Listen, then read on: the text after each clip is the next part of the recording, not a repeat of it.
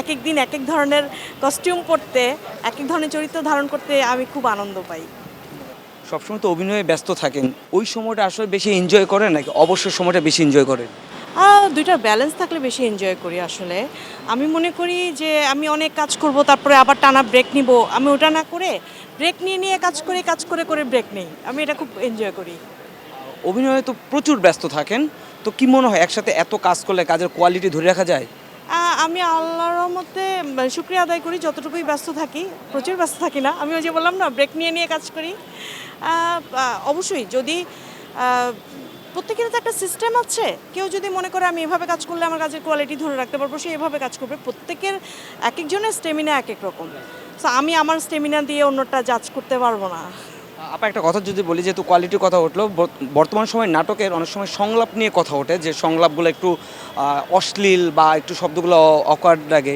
আপনি একজন অভিনেত্রী হিসেবে কি বলবেন? আমি বলবো সংলাপের পেছনে আরেকটু যারা লেখক আছেন তারা যদি আরেকটু যত্নশীল হন, তাহলে হ্যাঁ, সব নাটকে তো না, কিছু কিছু নাটকে হতেই পারে যেখানে ইনস্ট্যান্ট, আমরা অনেক সময় দেখি যে ইনস্ট্যান্ট সংলাপ তৈরি হচ্ছে, তো সেসব ক্ষেত্রে হতে পারে।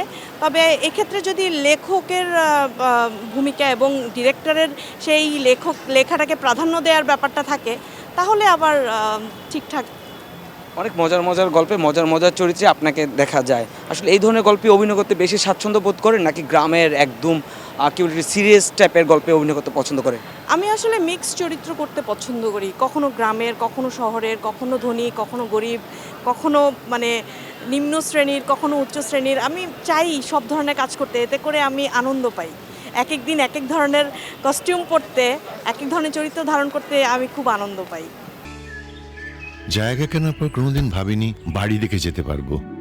বাবা, তুমি করেছো জমি আর আমি করলাম বাড়ি, এখন থাকবে তোমার নাতি। বসুন্ধরা সিমেন্টের দৃঢ় গাঁথুনি গড়েছে 3 প্রজন্মের এক ঠিকানা। শক্তির মানদণ্ডে উত্তীর্ণ বসুন্ধরা সিমেন্ট। বসুন্ধরা সিমেন্ট, প্রজন্মের বন্ধন।